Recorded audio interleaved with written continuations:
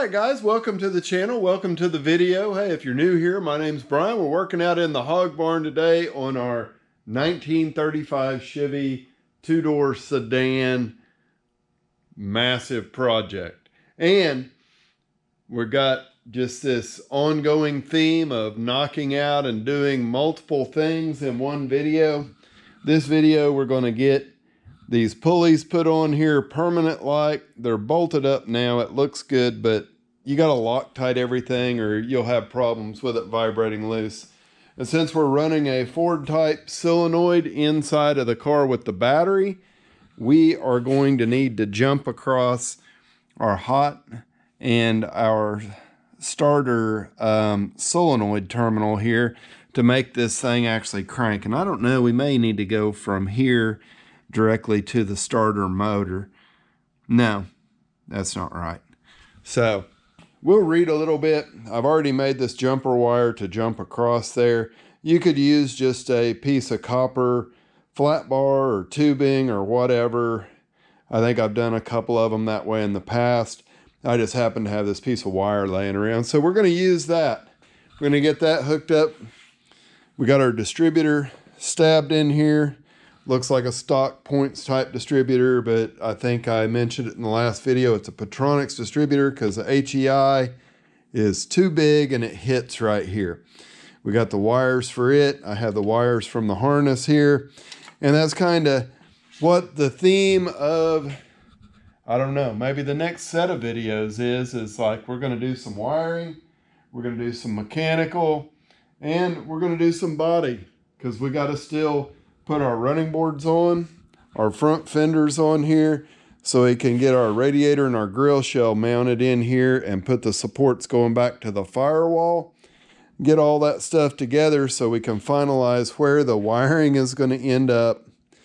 Yeah, it's like you can't do just one project. You got to have 14 projects going all at the same time to get this moving. So we're going to attack a few here in today's video. You can see in here, I got a circuit breaker mounted here, my starter solenoid here.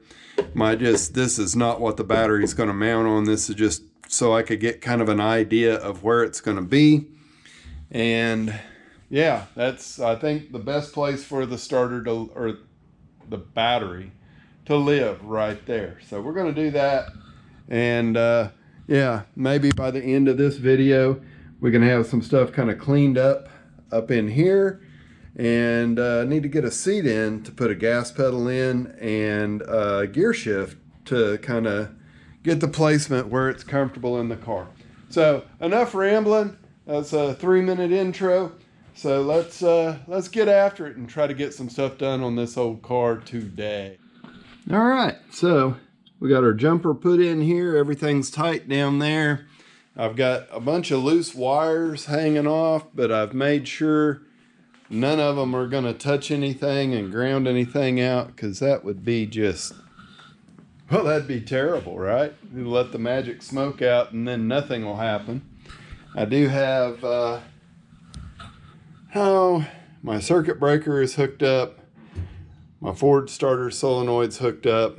Got my wire to engage here, main power wire, and my alternator charging wire running here. All this stuff's looped around, but it'll be neater when it's all done. It's just like we're trying to get everything to fit in this space. So we've got that all hooked up. I did have to come over, and this is the neutral safety switch, or you can wire this up and make yourself a super secret kill switch here. We've got it just jumped so that it's like it's connected, and then when we turn the key,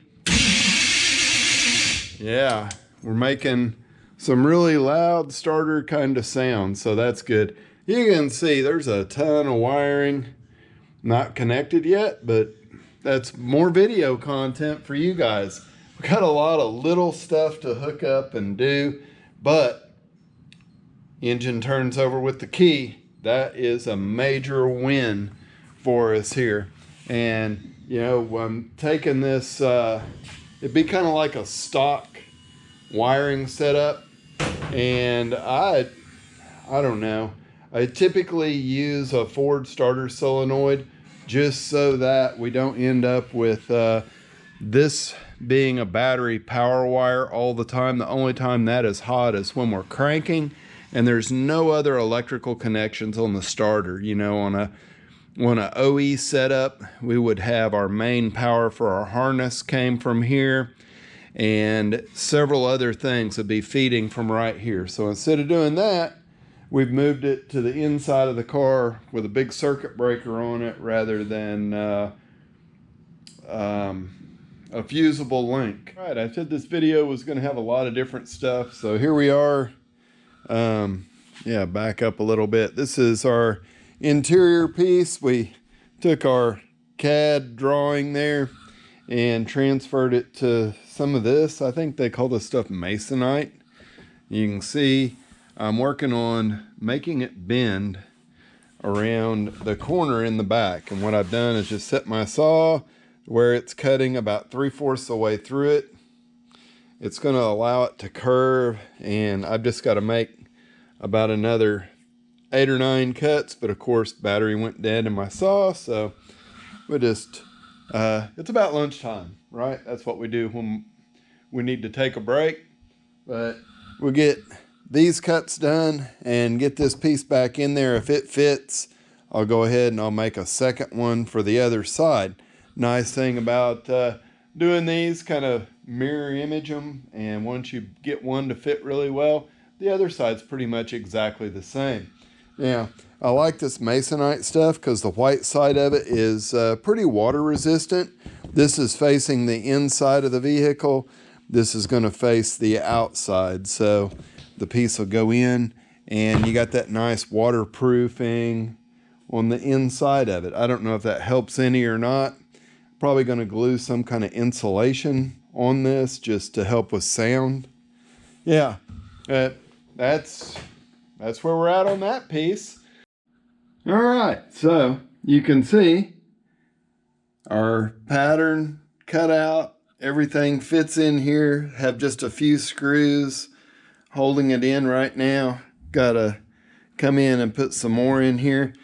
As you can see, I split this quite a few times to get it to where it would make the curve, and we'll get it screwed in here so that it is fully conformed the way we want it, and then we'll lay fiberglass mat with resin on it on this, let it cure, and that'll make it hold its shape.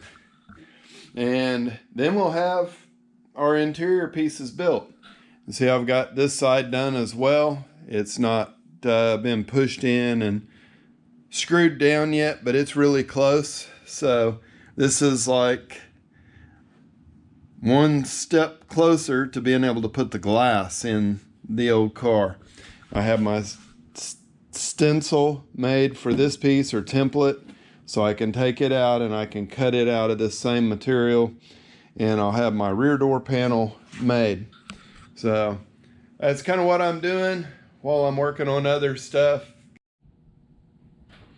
All right, so we're gonna add it's an 1/8 inch spacer to the back of the crank pulley on this thing. The belt's not going to line up if we leave it the way it currently is. So got my little Allen head fine thread bolts there. Plenty of thread engagement still. And we just start these in. And I think I'm going to have to measure and go get a belt at the parts store because I don't have anything even close. Alrighty, so up here on the front, we've got to mount our coil.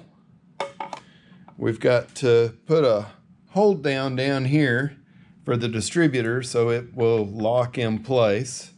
And being this is a 283, I got this freeze plug to put back in this hole back here behind the distributor. There's a rag in there right now. But on 283s, early 327s, they were vented directly out to atmosphere, like no vents on the valve covers. So they had a special tube that bolted in there and sealed up, and we don't want that. We want to have it vented through the valve covers the way they did later models, so we're just going to simply plug off that opening back there. But we got to roll this thing around. Going to have to pull the distributor out of it to be able to work back here more easily. Pull this cap off. And we see our rotor is pointed over at the oil pressure sending unit. So we're just going to pull this thing straight up out of here and then put our parts on. All right, we went down to the local O'Reilly's, bought this little simple kit that'll lock that distributor down in place. So it starts out, you've got a stud that screws into your intake here. And I was wondering if it was a blind hole or not, but it is a blind hole. So we should be good there. We just want to get it down in the block super tight.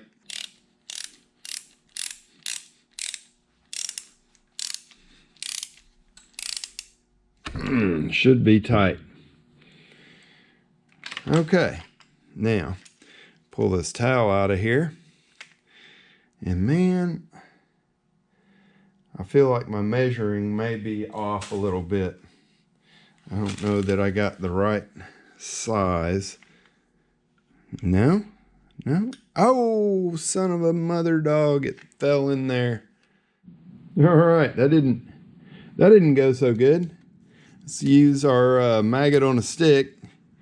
Try to get down in here and pop that little dude out.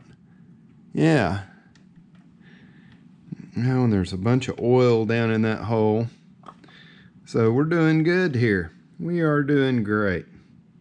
I finally got the correct size freeze plug. I don't know if you can see it, but it's a Dorman 555-29. No. 555-023-B. And it does fit pretty tightly down in the hole that it's supposed to go in. I got a socket that fits pretty close in it, and then a big hammer.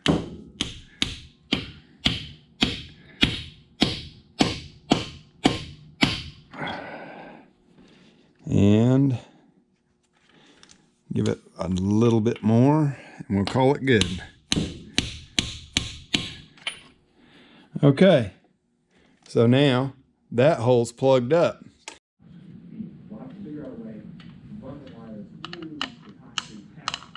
Stab that distributor in there. Get the stuff back, pointing where it's supposed to.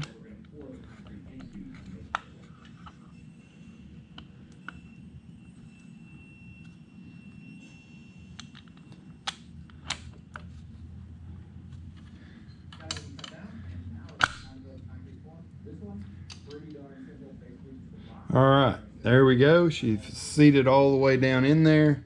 This back on it. Here's what we got going. Our hold down clamp, the nut on there, everything in good shape. We get this slid off in, tighten down.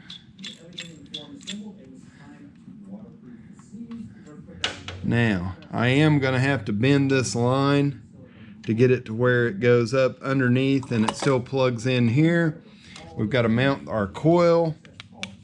We're going to mount it back behind here, somewhere off to the side. My hand's in the way, everything's in a tight spot. We'll get some holes drilled, get this bolted in. Yeah. All right, guys, back here at the tag, we got have some kind of light on our tag to illuminate it at night. So I just ordered this kit from DEI. It's a bolt, basically has a LED light built into it. You can kind of see the little bulb there, You get 2 of those, and then they send you 2 other stainless Allen head bolts. So these will just go in there, be nice and small, and we don't have to try to come up with another way to light our tag. All right, out here this morning, we're kind of got a lot of stuff finalized, where it needs to go, what needs to happen, and I'm getting ready to actually final install this alternator bracket. We'll back our tap out, give it a little air blast to clean it, and then yeah, we'll set this alternator bracket up on here. So we got that. Give it a little and there's one. That one had a dirt dauber nest in it. All right, since our alternator is here and our water outlet is going to come straight out, I moved my water temperature sender to here, not because of any performance gain, but just because of where the wiring goes. It's going to be a lot easier to connect it right here than stretch the wire around another foot. All right, so one-handed here. Open up your Loctite. Doesn't take a whole lot, especially if you think you're going to have to take these bolts back out, which I hope I don't have to. And then we just get these started. There we go. And that one's a little bit tougher. Yeah. We got it though. As soon as we get the right size bit. Dang it, Jimmy. There we go. Too many different things going on. There we go. Super easy to start. That's why we tap that stuff out and get it cleaned up on the thread side. Yeah.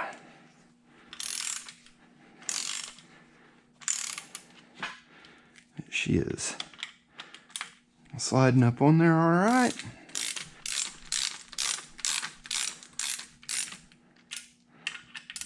Yeah, there we go.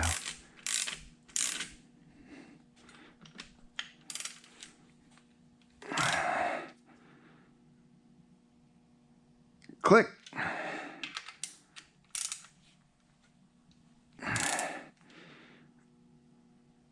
Click, click. All right, so here we put a new thermostat in.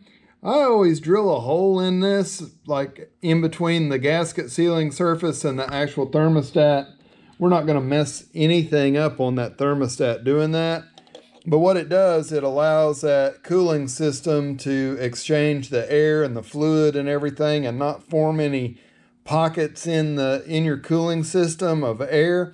A small block Chevy's not bad about doing this, but there are some Hondas and stuff. I've had a terrible time bleeding the air out. So that's my tech tip for the afternoon. Put your little 1/8 inch hole there. It does on a small block. It makes it where you only have to fill the thing really one time and you can get it completely full. I know all of you have seen, like, you fill the cooling system, you run it, it burps, you got to add more. This kind of helps do away with some of that burpage of the cooling system. So, tech tip for the day. Here we are, got a lot done in this video. Pulleys on the front, a belt, got the correct thermostat housing, moved the temperature, sender, distributors in, coils mounted, a few more wires to hook up, and not only will it crank with the key, but it's gonna make spark. Yes, it is. We also got our interior pieces put in here, so I think that's plenty for this video. Next video, I bet this bad boy fires up. So be sure to tune in, and I appreciate all the subscribers, all y'all that are watching. We're gonna keep just pushing along on this project until we get it done. And guys, we'll catch you on the next video. 10 feet tall, gonna be alright.